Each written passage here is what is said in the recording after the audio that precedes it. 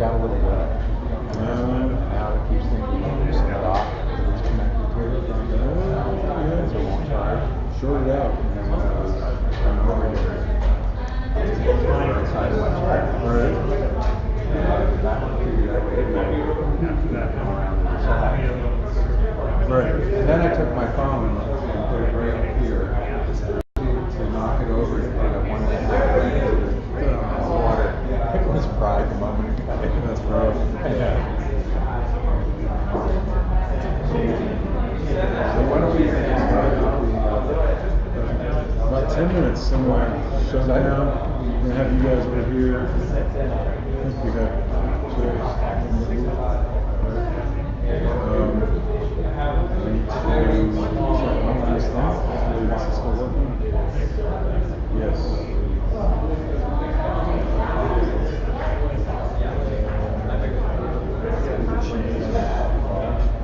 Is this your chair? Oh. Yep. I take any chair.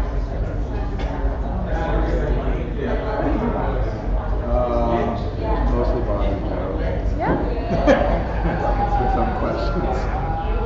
I've got sort of two activities these days. I used to be a Silicon Valley technologist and then I was corporate suit. Corporate suit. Where is your...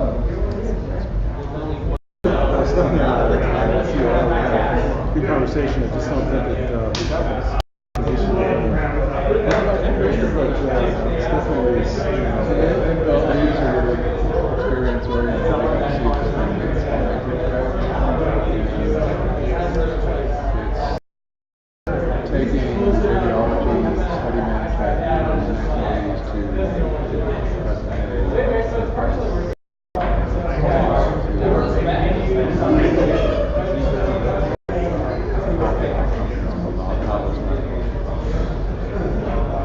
Yeah, you should. I'll give you a card. I'll hook you up with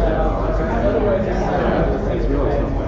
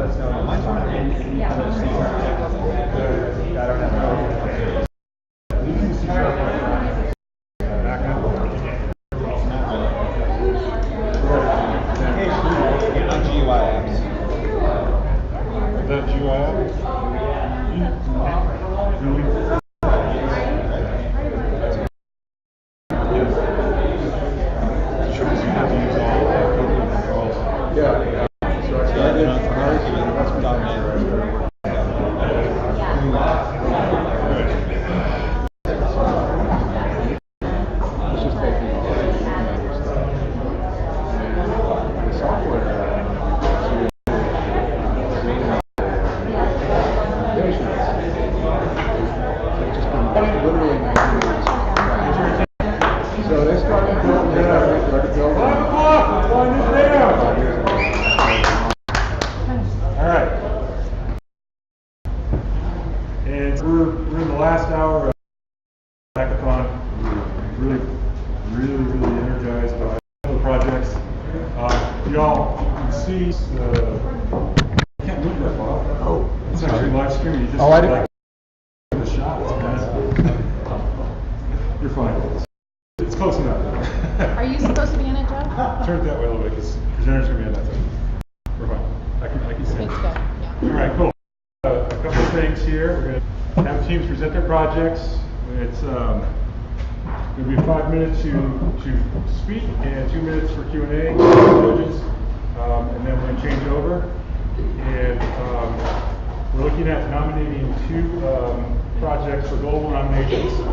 And people's choice can be picked by everybody in the room.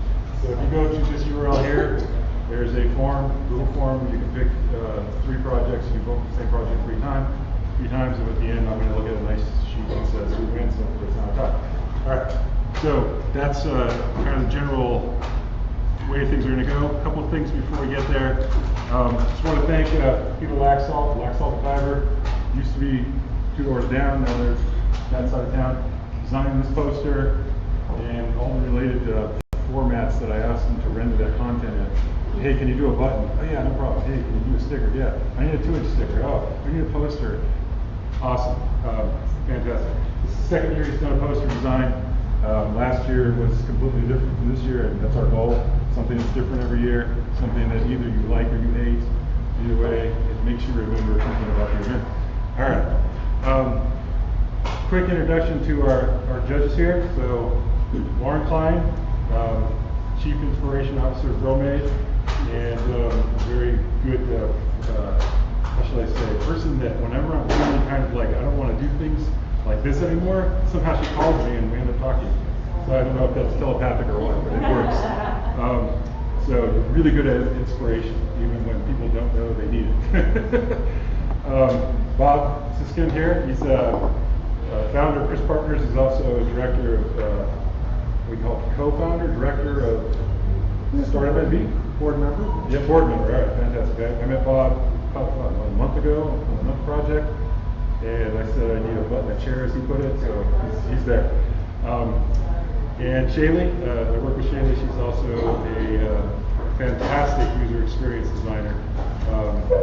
And I spelled the name of her company wrong on the slide, and she'll kill me later, but that's fine. And her husband Seth's been here all day, and I invented a new name for the company. Anyway, and then Todd, I think everybody in the room knows Todd. They don't, you need to know him. He's another person that I run into at events and start bouncing ideas off of him, and I think vice versa, and we always have a good talk about life, technology, and the future, right? And then finally, Maya McKenzie, you can't see her around the corner here. She was she's part of the Adams Hub for Innovation, and Adams Hub was one of the first investors in the startup I was involved in about 3 years ago, and gave us enough money to figure out whether we were going to be able to build the thing we wanted to build. And, ultimately, we didn't build it, so I guess that was good for us. I don't know about the investment. Yeah, that's startups. All right, cool. And so we're going to run through the presentations right now. That's, as I said, 5 minutes to talk, and I'll be like timing you. No, I'm going to give you like a rough 5-minute, 1-minute countdown kind of thing. And we're going to go in this order. So we're going to start with an auto-rotating slide, apparently. Well, we don't want that.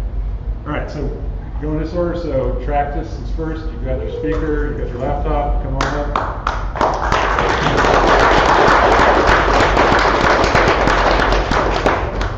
All right. And you got display for it?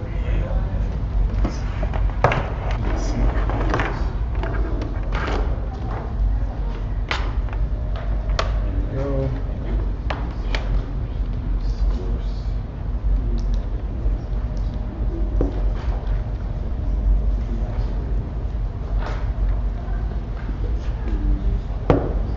All right.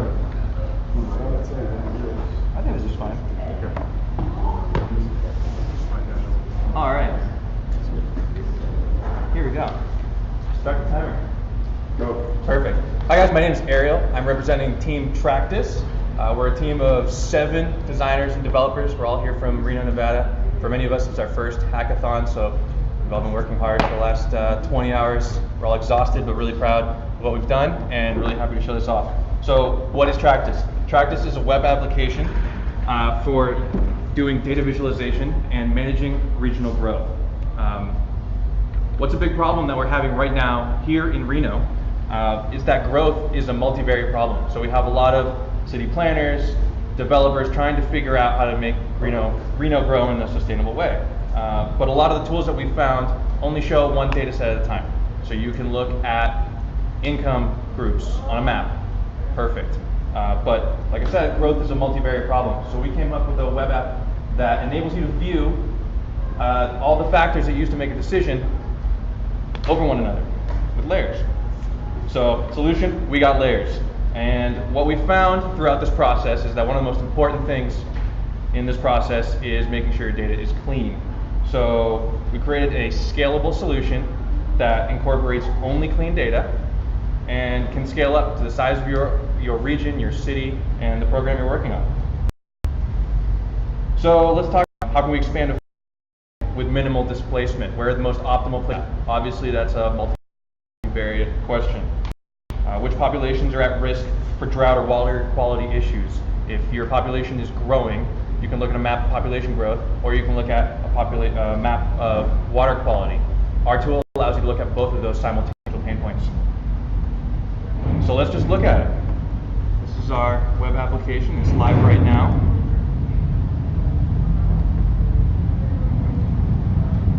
Picture of Seth right there.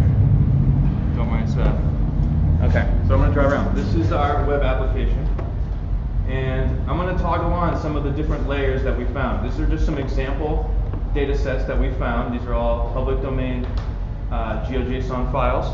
And you can toggle them on through this little interface right here. So we found some information about animal habitats, animal sightings, ecoregions, and that's one of my favorites, so I'm going to toggle that on right now. And you can see all the different ecoregions in Washoe County. So if you mouse over them, it highlights the selected ecoregion. You click on it, it tells you what type of ecoregion that is. Ecoregion is a combination of solar, salinity, different environmental compositions. Now this is where it really gets interesting. If you toggle on, for example, parks simultaneously, you can see the parks down here in Reno, and you can identify them by ecoregion. So if you click on a park here, you can see that this is Arrow Creek open space, and this section of it is in the ecoregion Northeastern Sierra mixed conifer pine forests. And this half of it is in Sierra Nevada influenced semi-arid hills and basins. Very exciting. You can see how if you had data about population, urbanization, all this stuff is easily available online, and you can put this data set into our Tractus app, you can overlay it in different ways and come to new insights about how to grow your city. We also have some other example animal sightings, so if you wanted to look at amphibians. All right, gotta move quickly here. So that's a basic demo of the application. The next step for us is to create a user profile system so that people can log in, they can have private data, so if you have proprietary information and you want to slice and dice that in different ways, and create a system that people can use either for public domain or for private uses. This is our team, and if you have any questions, feel free to contact us at that email. Thank you so much. I really appreciate it.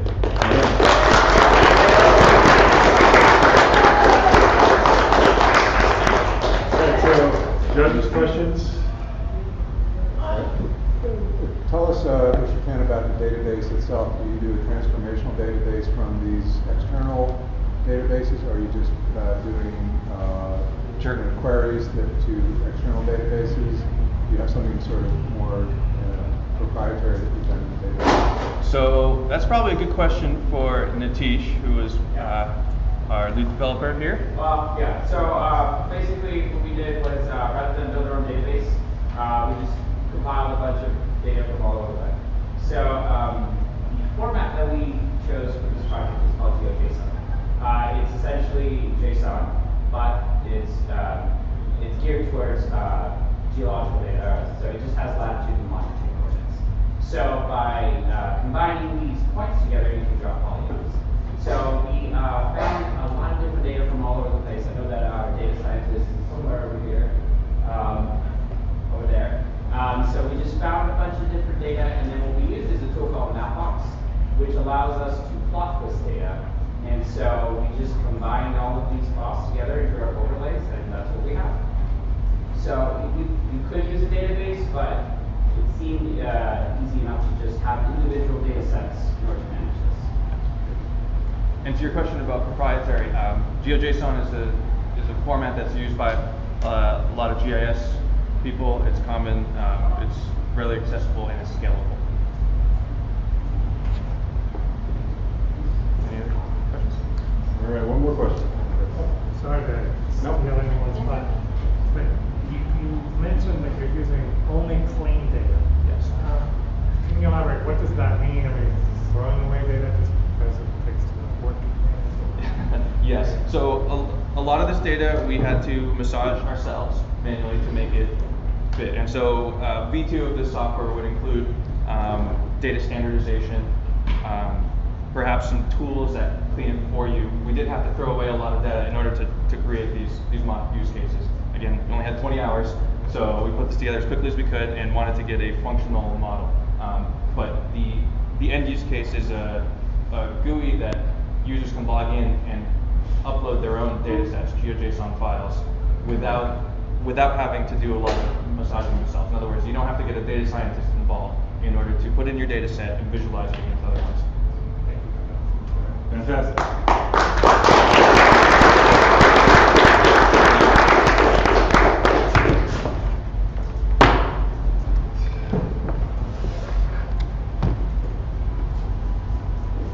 All right, so interplanetary cache is next.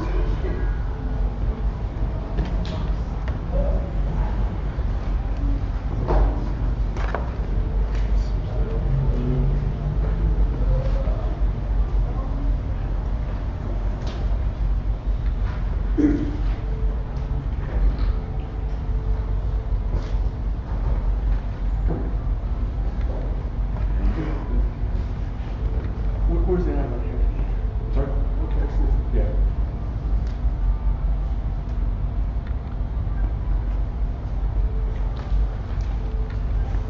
Our team has created interplanetary cache. It consists of myself, Seth Dines, and Johnson. What's his first name? Can't think of it. Alex Johnson. He disappeared today. I don't know where he is, but Seth is in the back. Stardate 94931.33. That's the current stardate that interplanetary cache has started. Now, American Express has "Don't leave home without it." Well, our tagline is "Don't leave the planet without it." And of course, this is built on blockchain technology.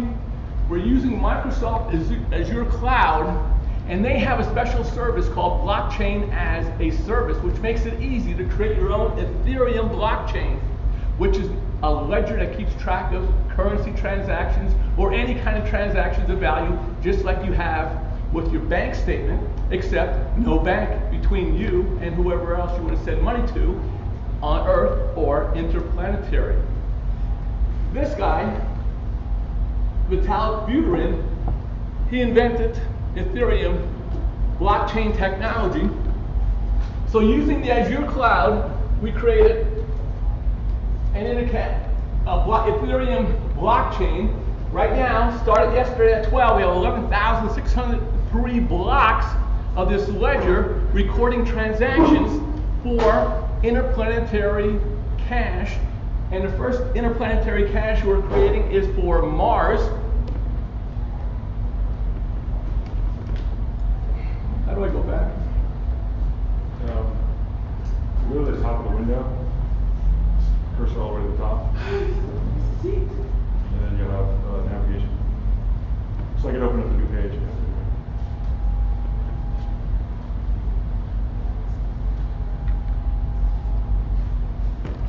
Now, currency symbols, dollar, euros, current common cryptocurrency symbols, the Bitcoin, Ethereum, Dash, and of course at the bottom we have Two fingers. the symbol for interplanetary Mars, money, and interplanetary Earth, the next currency we'll be creating. Seth Dines has created the graphics that symbolize the planet Earth and the colors that go along with Mars. The currency code is IPM. There's many currencies in the United States. In the country, there's a 3-digit code. So the IPM is for interplanetary Mars. And I have other information regarding that. Now, the blockchain is a application that works on top of the internet, just like the World Wide Web. So on top of the internet is the blockchain, the ledger, and on top of the ledger we have interplanetary cash for planet Mars. So you might say, well, the internet does not go to Mars. Of course, that is only temporary. NASA has an interplanetary internet project that's been going on for a good number of years. This is Vint Cerf in 2011 giving a TED Talk. He works at Google. He was one of the fathers of the internet. 1 minute.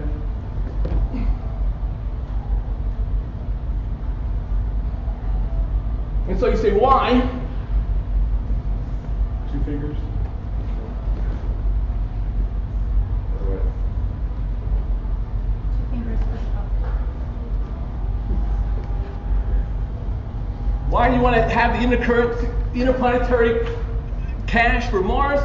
So you can buy a ride on the interplanetary transport system, which Elon Musk announced last September, and 2024 they're planning on hopefully taking the first people to colonialize Mars, and you can use your interplanetary Mars money to buy pizza, whatever else somebody might create on Mars. Great videos, ipc.mainlink.com. I'll keep this website up and continually develop and add appropriate videos to continue the development of interplanetary cash. I did a Google search. There's no mention of any such thing, cryptocurrency or any other kind of currency. So therefore, at NASA Space Challenge Reno, interplanetary cash is created for the whole solar system to enjoy. All right. Couple of questions. Time for a couple questions from judges. Question? Sorry, I'm taking notes. I think this is great for the level. So you said you did a research, you did some searching on no existing set of proposed currency? Not a currency like what I'm proposing. 2013, June 27th, PayPal and Virgin Atlantic, they announced the galactic, or PayPal galactic currency. And that was 2013. People said, well, it was just a PR story. They had no currency. They were just planning on an intergalactic payment system. And there's no Google search that I could find anything past galactic PayPal. So they just dropped it because it takes an entrepreneur to create this, not a big PayPal galactic organization. Thank you. Anybody else? I may be, well, actually, I am really dense when it comes to this. Can you describe a little bit more about this, the blockchain technology mechanism? What are we dealing with? A blockchain Yeah. is a ledger. A ledger built up of blocks of transactions Okay. of, in this case, currency. It could be anything of value, but in this case, it's a currency. So if you want to send me interplanetary Mars money to me, the ledger, the blockchain, would record that. And it continues to build and build this blockchain forever. It's based on cryptography. So it's not digital money like a PayPal.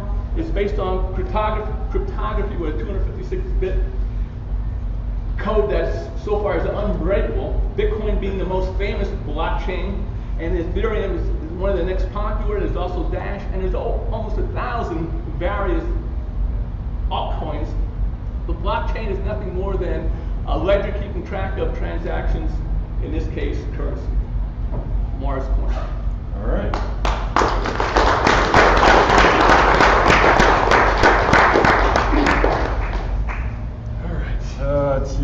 Higher ground.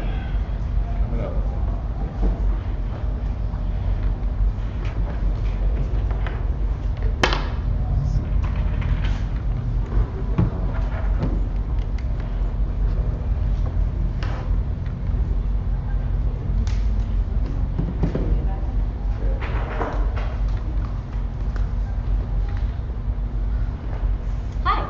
I'm Caitlin Reeves of Higher Ground, and my colleague is Garrett McCullough. I'm going to explain the why for our app, and then he'll go through some of the more technical features. So I think we can all agree that rent prices here have skyrocketed in the last couple of years. It pays sometimes literally to see the future. While economic factors are difficult to predict, another variable in land value is more measurable: the environment. At Higher Ground, we believe that the next major trend impacting property demands and values will not be economics. It'll be environmental. Our planet is being changed by global warming. Standards like temperature, vegetation, and water accessibility will likely be seeing variation in our lifetime. We have a demonstration of this. So this is climate prediction data from NOAA, and this is starting in 2001, and this is projecting into the future all the way up to 2100 what the temperatures will be. And if I jump ahead, you can start to see the red creeping in.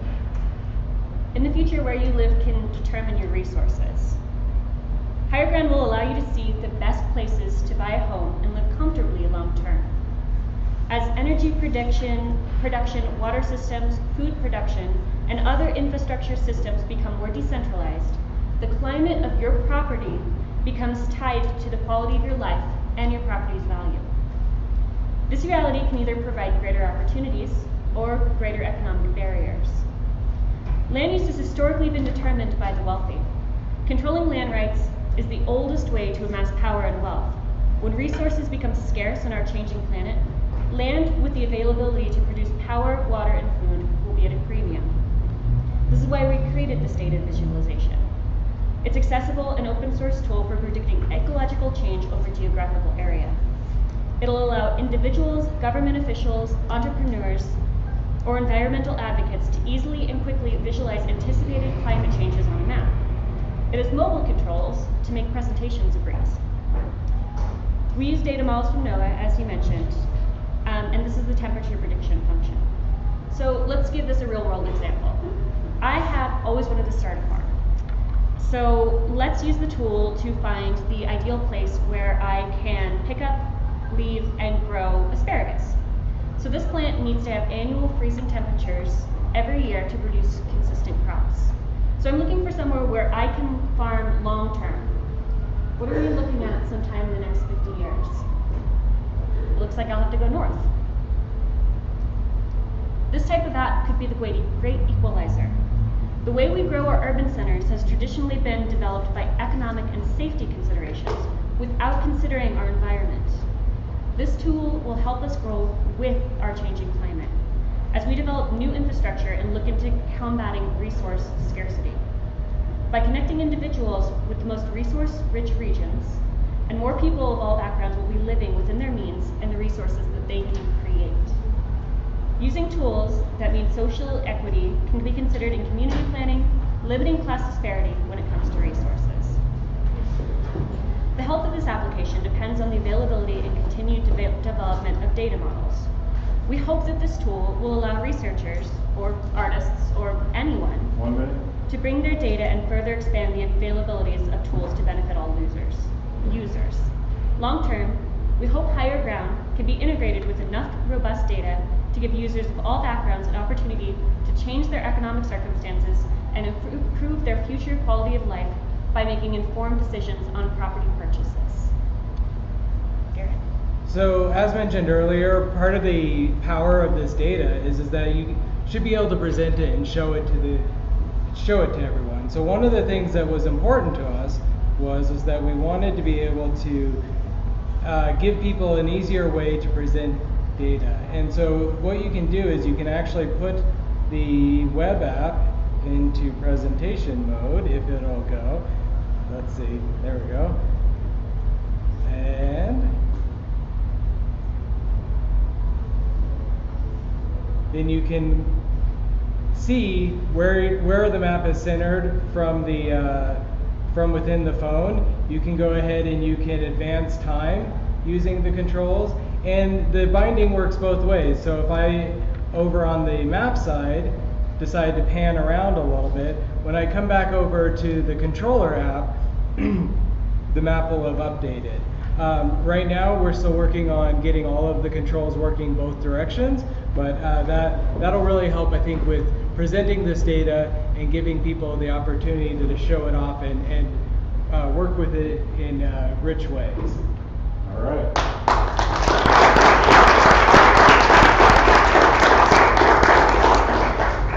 Judge's question? So who's the primary audience? I realize it's open source, which is awesome. But who are you targeting for this initial use case or rollout? What was their kind of role? It was Citizen, property owner? both. Partners? So we would say it would either be dual functions, so concerned citizens, but also for property investors. And city planners probably could use this feature as well. Yes. How long has this technology been available? Like, can you go back and see, has it been accurate so far? So the data that we have is pretty accurate, right? It's based off of the NOAA models, and so I think the data goes back to the 1890s, and then every year they kind of rework their model as necessary. One more. Is it just temperature? Just temperature for now, but we definitely have it set up so we can integrate with vegetation and water. Okay, thank you.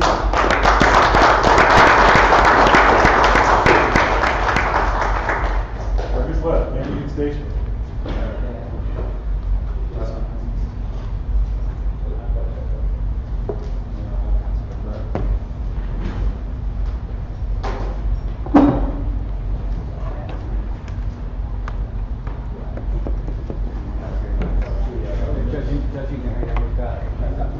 That's it. Why, thank you. Nice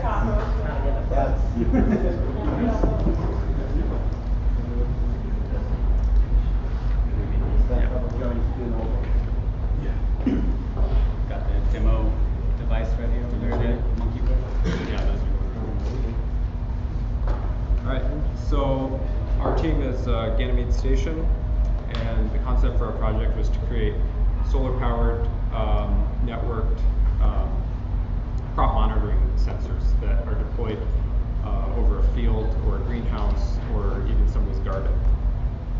So they read temperature, light, and soil moisture, and all of this is combined, sent from node to node to a hub, and then that's pushed to a server so that you can access the data and check in on your crops remotely. By knowing how much water the plants need, just plants in general or specific types of crops, it allows you to apply just the right amount of water, cutting down on the total amount of water used. So you're increasing your water efficiency for what you're growing. So the devices that are going around, we started our design yesterday. It's a 3D printed housing with solar panels on the outside, and there's a light sensor and a thermistor to measure temperature. Inside we have an Reno and voltage regulator with some batteries. So the sun charges the batteries and then powers the device all night and into the day. It also has a radio so that it can talk to the base station, and it has a low power mode. So any kind of device that's solar powered has to be very energy efficient. So it'll wake up, take a sensor reading, and then send that reading to the server, and then shut back down until the next interval to take a measurement. And at the rate that plants grow, you don't need to be continuously monitoring. You can do it once every 10 minutes, once an hour, and that's pretty sufficient. So like Corey mentioned, we've got a bunch of sensors that gather data, that the data gets sent to a base station, and then in theory we could have multiple base stations talking to other base stations that eventually send the data to the cloud, the internet. So we've got a server running that accepts the data from the base stations, aggregates it, stores it in a database, and then a client app. Right now we just have a C# app running that's pulling the data every so often to figure out what the current state is. So clients can monitor the status, or the server could act on its own to actuate watering or other controls and mitigations that might be needed to handle the crops. So the future of this project, we would like to see miniaturizing it. This is definitely a version 1 prototype. So by putting everything on one PCB, a more efficient battery management and charging system, getting it to the size where it can is very light and cheap will allow it to get into more people's hands and different fields. So one of the things that we came up with is if it's small and light enough, you can drop them out of drones or aircraft into remote areas to do ground truthing for satellite or drone data. So we can also incorporate weather data into what's happening. So ideally this is going to be controlling like a sprinkler and watering system and minimizing the amount of water needed. So conservation is a big thing. So if we can pull in weather data and expect it, if it's going to be rainy or if it's going to be extra sunny, then we can help adapt that and prepare to supply more water to the things. We can also update the client to be mobile or cross-platform so that it can be accessible by everybody dealing with monitoring the system and maybe adding an extra water cycle or just visualizing the health of all of the data from your crops. We missed the demo.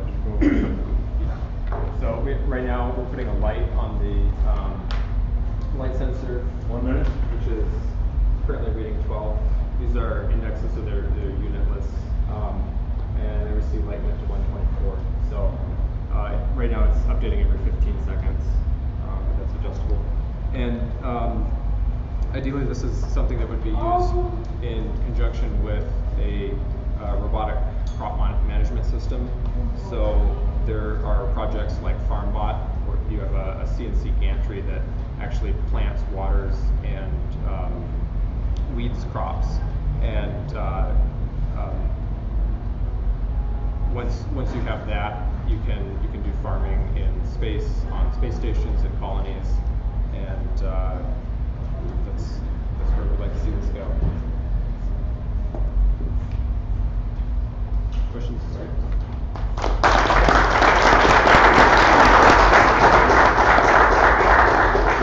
So I'm not clear on how the actual sensor is adhering to the environment. Like, I'm concerned about like atmosphere conditions that would not have the solar panels or That would what? the sensor itself. I'm not clear on how it's going to actually adhere to the environment or the physics.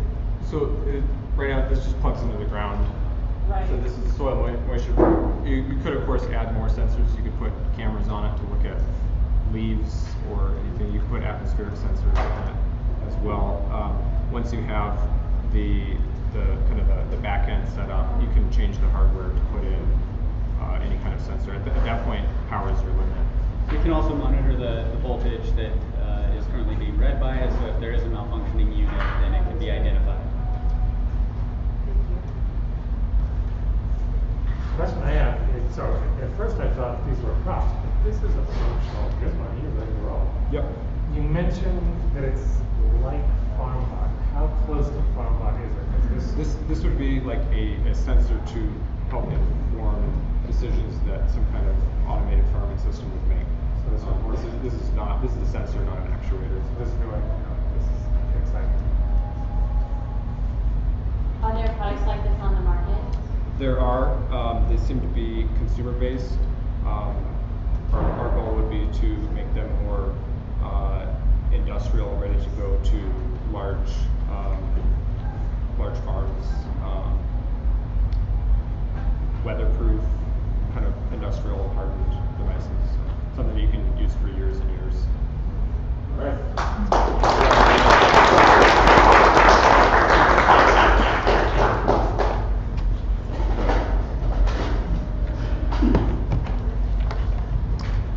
So at this point, we're going to take the judges and lock them up in a room. We have a cage match. Ganymede. Ganymede Station?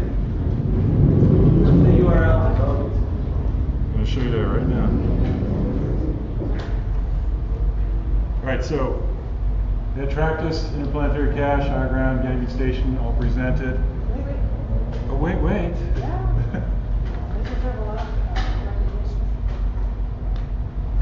Okay, so photos aside. All right, so judges are going to go off into that room over there and watch some 3D stuff print and then come out with some decisions. No, we're just going to talk. And go to this URL here. You should get a Google survey. Vote 3 times, vote once, and we'll be back hopefully in 5 or 10 minutes. And we'll have winners and people's choice and all that stuff sorted out. All right, so.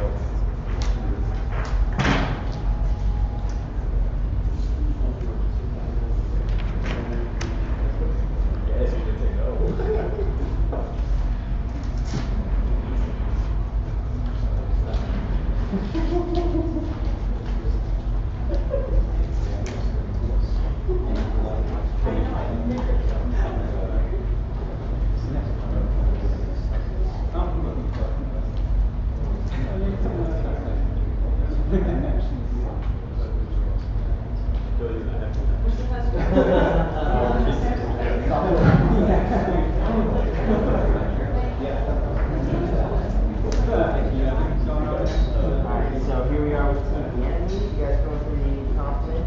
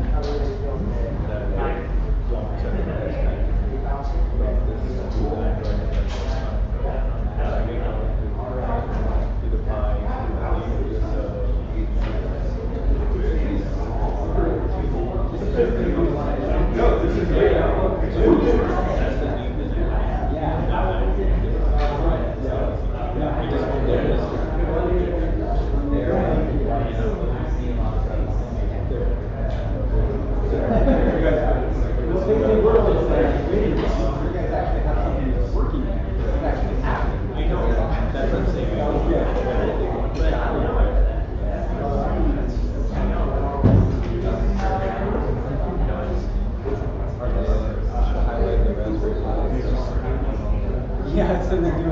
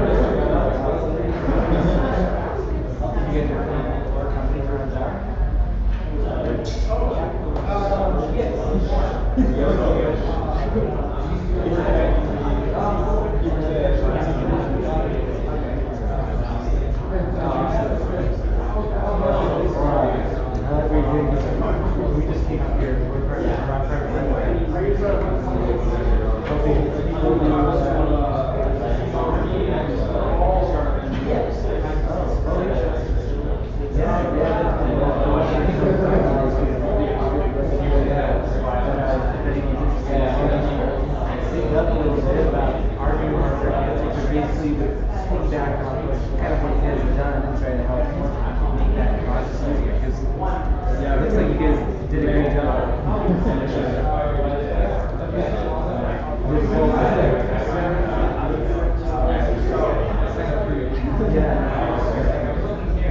And then what are you guys using? Bluetooth here? And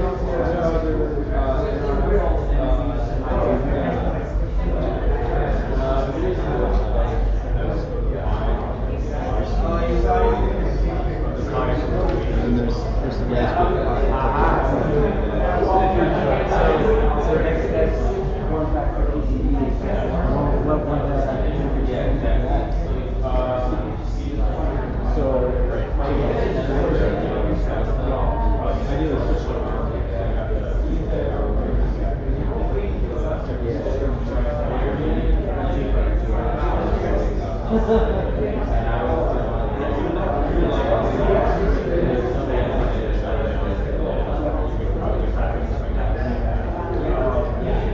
What about the Raspberry Pi?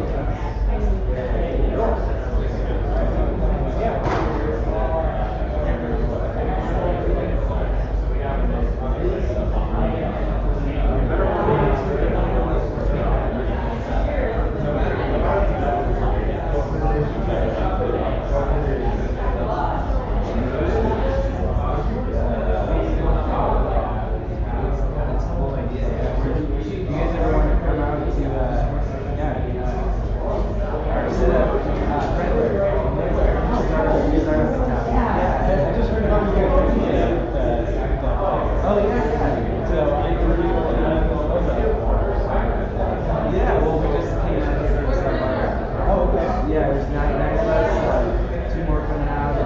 Yeah, so it's going really well. Well, so we just had a big inventory come in and we're going to be shipping for the first time from the 15th. So yeah, we haven't started really selling it yet, but yeah, well, we're pre-selling them for like 25% off right now, but also we're just getting we're having some like dev beta testing sessions and we're just trying it out on Mondays. Yeah, so this first one, it's two-sided. It's a software platform that it runs off of our parking lot. This first one is running Omega. It's just a shield. It's Bluetooth, connected into whatever you want to have. You have a mobile app number. It goes along with it. You want to partner-oriented program that basically allows you to have some functionality around using the car. So it makes it a lot easier instead of going down to the registry level and figuring the temperature sensor is say temps out read and then project for in that sensor. So you took a shield Yeah, the shield. and then you it all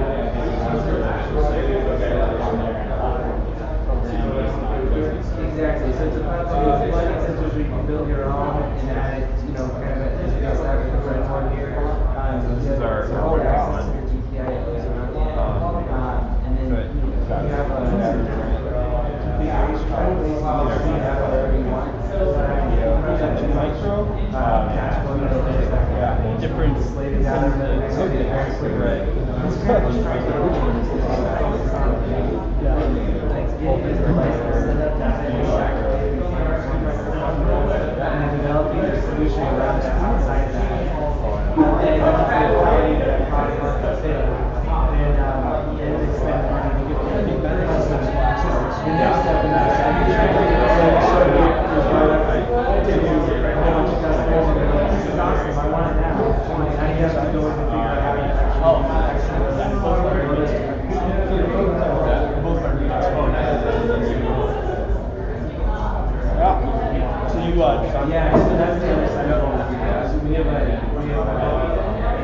these things are going to be modularized and we have a package on there. Yeah, it's been doing some happening for a while. I got models for and I like block them all together on the page. One card and the back on the other.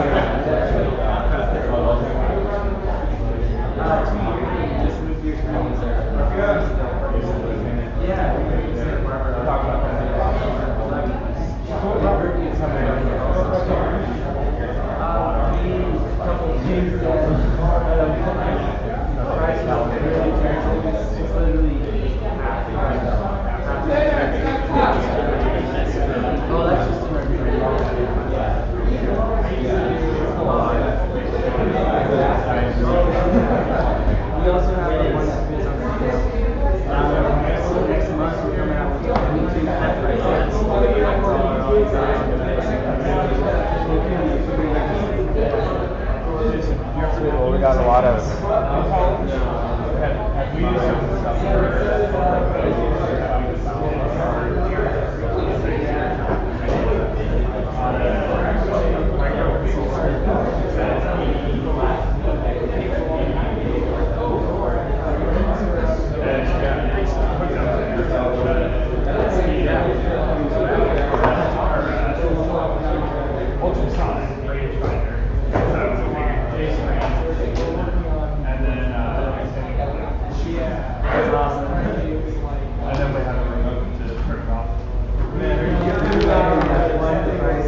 really happens to see right here. And then a lot of the company like It's nice to be so close to Tahoe, and I like the weather. It's pretty cooler. From what I've heard this summer, it's cooler than what I'm used to. So it's nice to be we've been to the environmental and that's why it's actually really with the other sectors, it's about 12% increase for coming out here.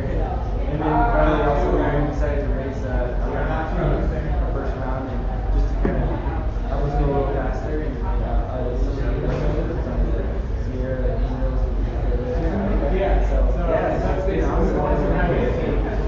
This is such a good like starting up and coming tech scene here. We've got a lot of other startup companies and stuff.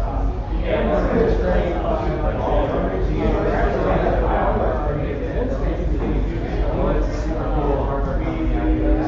It is really good to see that. They're doing more mesh networking and it's all blockchain. Pretty interesting. Oh yeah, we just got the floor of the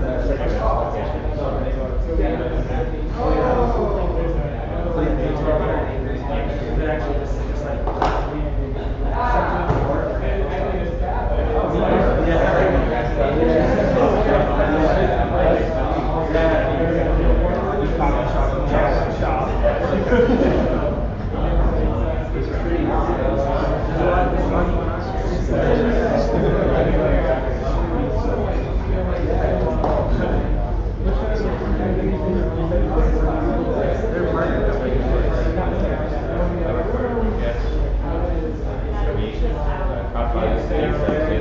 We specialize in really high-end sensors and products that you normally couldn't get. So our specialty right now is thermal cameras. We also sell spectrometers, we try we partner with the guys, we have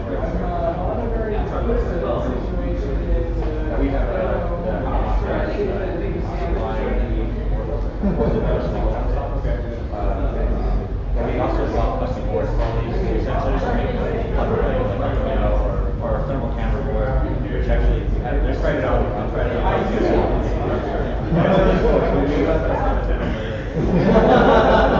We designed it to just make it like a webcam. So it works on my Nexus phone, it works on any OS, you can turn on VLC, it goes play. So we try to make the sensors as easy to use as possible as well. So we sell them essentially, and people hack them and do all crazy stuff. But yeah, I mean, anyone can provide for something that they need or want to get that they can't get. Originally, the company started as we wanted to get some Bitcoin machines that were really specialized in it, but China would only let us buy like $200,000. They would sell singles. So that's kind of where our company started. We found that Kickstarter and Indiegogo won't do things that exist. They don't want the big stuff. This actually is a free service. So that's kind of where we yeah, I mean, anyone can put anything on there. It doesn't have to just be tech stuff.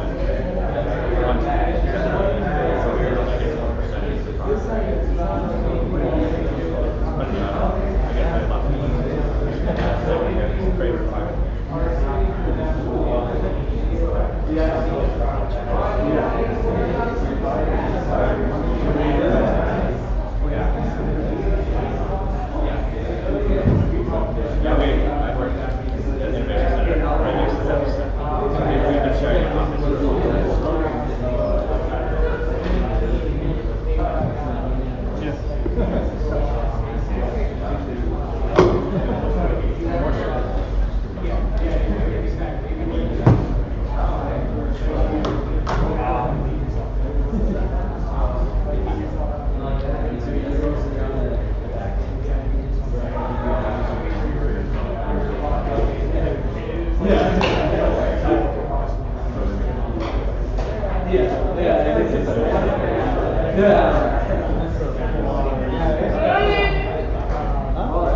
They can hear me.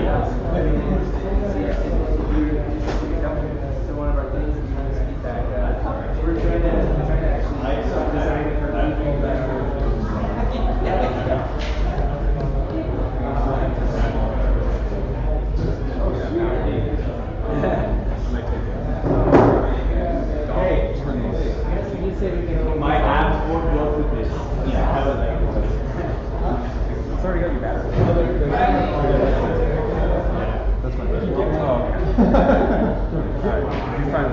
Well, you got the top there. I'll give you the full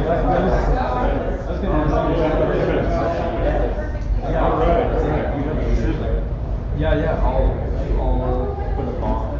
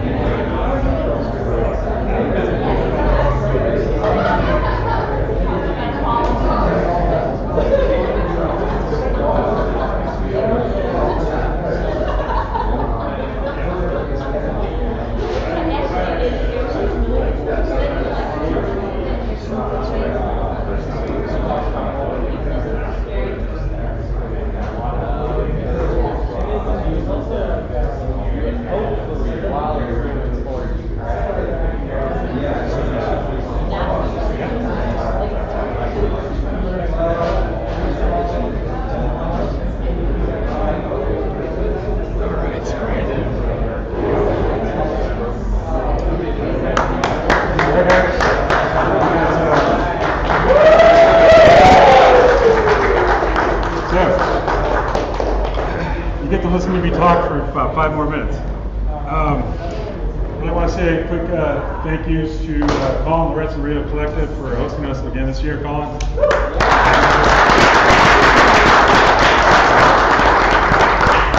Seth DiGiorgio for coming in and doing some question asking and answer taking, I guess. And we had a couple volunteers. Jacob was here yesterday from Osmond Center doing some social media. And then Christian here, this is rocking the Snap spectacles, fantastic live streaming and all that good stuff. And of course our judges, we had a great conversation upstairs. It's really, really hard to think about, winners and losers and merits and those kind of things. And of course sponsors, a ton of really great sponsors this year. I asked Walmart for money and they sent me a check without asking me any questions. I like that kind of sponsor. And Timothy Davis for dinner, company I work for, Emergency Health, my nonprofit, and never mind. Firmware Group Gets, Girl Made, as we mentioned, Lauren's organization. Cycle, if you guys use the Cycle account, it's great. If you didn't, that's still good that you know about. That ACM, we're going to put together a hackathon in the fall, so think about that. Sticker Mule, kind of can't see the logo. It saved me about half the cost of the stickers, which is great stickers at half the price, even better. JetBrains for some software. We have shirts available. There's a pop-up store. They're going to be available to May 8th. If you want one, go buy one. We have to get 12 of each style to pull the order off. As I mentioned, the team that wins People's Choice gets shirts, so I think that's going to be some number of less than or more than 0. So we'll go from there. And real quick, social media for us. I think if you've been paying attention to the social media channel in Slack, you'll know that it's getting hammered pretty hard. And so we just did the judging. You guys picked People's Choice, got the votes in for that. If you are promoted to the next level, then you have to make a 30-second video guidance from NASA is that you can make it longer than 30 seconds, but whatever you want them to see should be done in the first 30 seconds. So I encourage you to make a nice 2-minute video, because that helps us longer term, and make the 30 seconds really exciting, right? So, and it has to be done by midnight on Friday, May 5th. So that's a short turnaround, right? That's time for you to go back to work tomorrow, think about what you just did, and then think about making a video, right? And by the time it's Friday. All right, so if you've got your project team page set up, fantastic. I think everybody does. I've got to go through there and do some bookkeeping after we get done here. And without further ado, we're going to go to the winners. So for global nominee number 1, we had Tractus. We felt that overall concept design was well executed, and we felt that there was a potential for that to be kind of directly used today. That's the general consensus. Anybody have kind of anything they feel is pertinent to that particular? Okay, anyway. All right, so put everybody on the spot. All right, so the global number 2, Ganymede Station, we felt that what was built in this amount of time, and there's some nuances in the technology that have a lot of potential, and so that's kind of our second global winner. So you both teams get to move on to the next level, and as I told everybody, there are 22,000 people, about 5,000 projects in 200 cities. So you can think of what those odds look like. So 30 seconds of that video better rock. And so People's Choice was really close by about 4 votes. Ganymede Station took that, so they get to go into 2 categories. And a new thing this year is typically NASA would narrow down People's Choice to about 5 projects. This year, everybody that gets nominated for that gets to get a vote button on their project. So that's another option, right, in terms of getting global recognition for a local thing, right? All right, so that's it. We're done, right? So I appreciate everybody coming out. 20 hours in the room, and whatever time you spend thinking about it outside of the room, bringing equipment, bringing huge PCs, 3D printers, and so we'll be doing this next year. It's basically in April. I don't really know dates until NASA decides the dates, and it's not Easter weekend, it's not birthday weekend typically, so you can think about the other 2-3 weekends in April. And I appreciate everybody coming out, and everybody should just give each other a big round of applause. All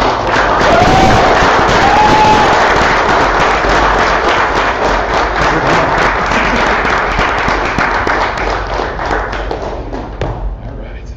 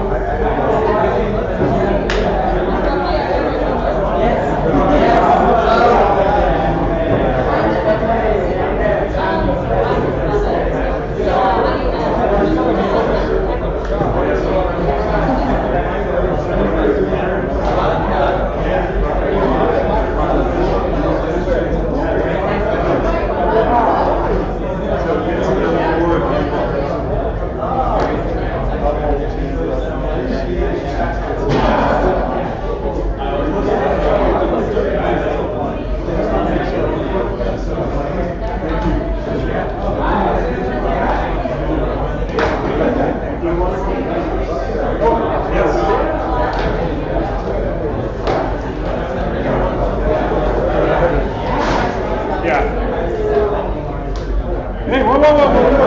One more thing. You want a raffle prize, come see me now. What'd you win? I won the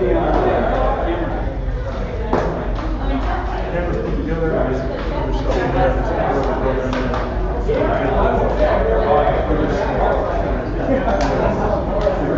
That's what you're excited about. I won that.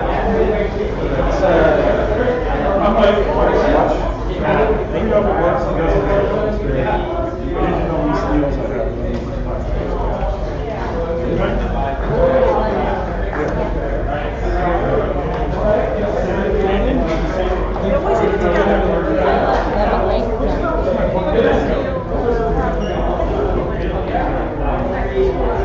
Well,